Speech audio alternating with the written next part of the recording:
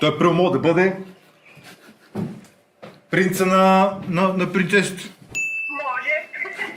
Няма проблем. Добре.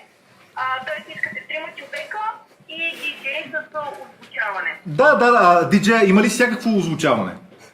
Да, разбира се. Имам предвид музикално, защото аз примерно много харесвам, защото си имам една смешка с рожденика, много харесваме песента "Извела Гана говеда".